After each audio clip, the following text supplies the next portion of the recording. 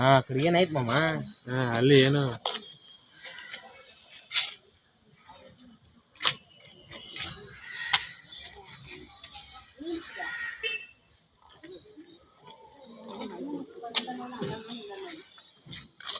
ಈ ಕಡೆ ಬೈಲಿ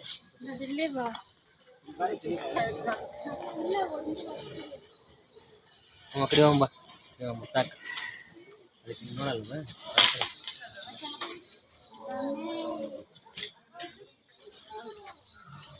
ಅವ್ರ ಕಾಲು ನೋಡಿ ಹೆಂಗಿದೆ.